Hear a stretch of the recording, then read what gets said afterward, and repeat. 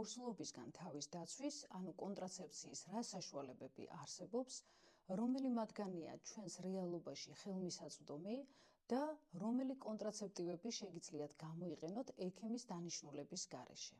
პირველი ეს არის ჰორმონალური კონტრაცეფცია, რომელიც მოიცავს ჰორმონალურ აბებს, იმპლანტებს, პლასტირებს და ინექციებს.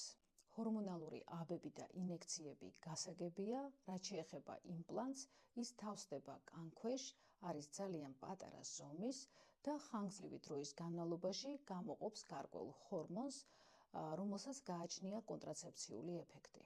პლასტირი შეგვიძლია შევადაროთ ეგრეთ წოდებულ ლეიკოპლასტს, რომელსაც ქალი აკრავს სხეულის გარკვეულ უბანში, მაგალითად ერთი კვირის განმავლობაში, შემდეგ დანიშნულ დროს ის იხსნის მას და აკრავს მეორე პლასტირს. პლასტირი გამოყოფს ჰორმონებს, რომელსაც გააჩნია კონტრაცეფციული ეფექტი.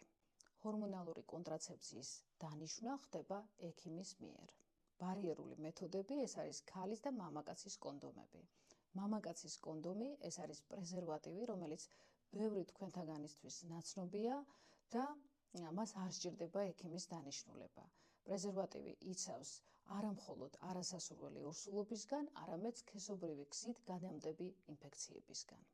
რაც შეეხება ქალის კონდომს, ის ძალიან იშვიათად გამოიყენება ქალებში, მისი გამოყენების გარკვეული მოუხერხებლობის და სირთულის გამო.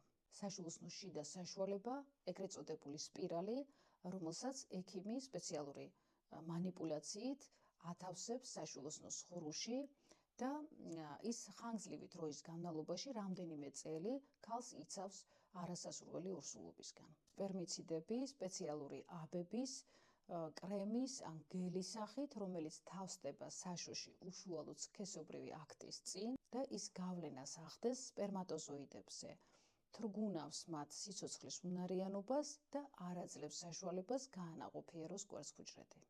სპერმიციდების დანიშვნას არ სჭირდება ექიმის კონსულტაცია, ის შეგიძლიათ ურეცეპტოდ შეიძინოთ აფთიაქში და აქ მნიშვნელოვანია, რომ ზუსტად დაიცვათ მისი გამოყენების წესი, რათა შენარჩუნებული იყოს მისი ეფექტურობა.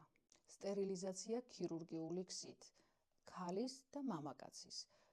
ქალის სტერილიზაცია ეს არის ფალოპის მილების გადაკვანცვა, რომელიც ჩვენთან საკმაოდ პოპულარულია და ქალები მას მიმართავენ, მაგალითად მესამე ან მეოთხე საკეისროს შემდეგ.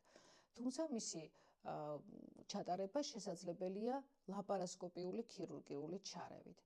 ამ დროს ხდება მილების გადაკვანცვა და ერთადერთი მინუსი ამ ოპერაციის არის ის, რომ მისი აღდგენა შეუძლებელია.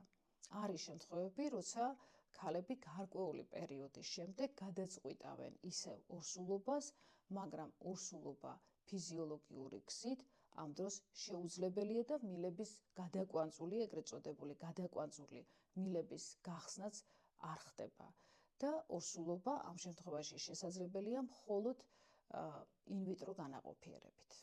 მამაკაცის სტერილიზაცია გულისხმობს ეგრეთ წოდებულ ვაზექტომიის ოპერაციას, რომლის დროსაც ხდება ქირურგიული წესით იმ სადინრების გადაკვანცვა, საიდანაც გამოედინება სპერმა.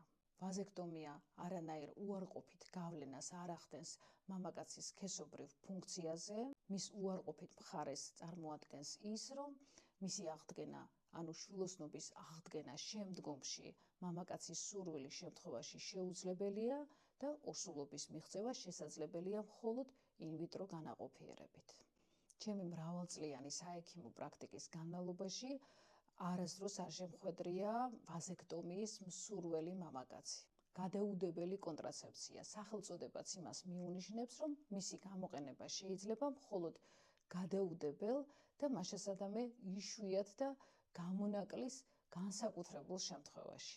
ეს არის აბი, რომელსაც ქალი ღებულობს დაუცველი სქესობრივი აქტიდან დაახლოებით 72 საათის განმავლობაში და მის შემადგენლობაში შედის ჰორმონი, რომლის რაოდენობა მრავალჯერ აღემატება ჰორმონის ფიზიოლოგიურ ნორმას, რაც იწვევს ერთგვარ ჰორმონალურ შოკს რეპროდუქციულ ფუნქციაში და ეს ხელს უშლის კვერცხუჯრედის გამოყოფას და მის განაყოფიერებას.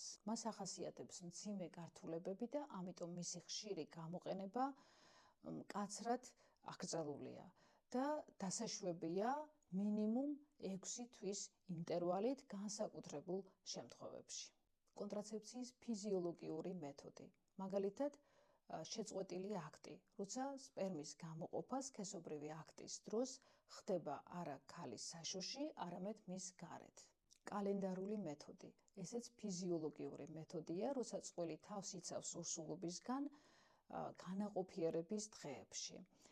იქნება ეს პრეზერვატივით ან შეწყვეტილი აქტით, ხოლო განაყოფიერების დღეები ეს არის menstruალური ციკლის დაახლოებით შუა პერიოდი, როცა ხდება ოვულაცია. მაგალითად, თუ გაქვთ 28 დღიანი ციკლი, ეს იქნება ოვულაციის დღე დაახლოებით მე-14 და -5 დღე, +5 დღე, ანუ 10 დღის განმავლობაში იცავთ თავს ორსულობისგან.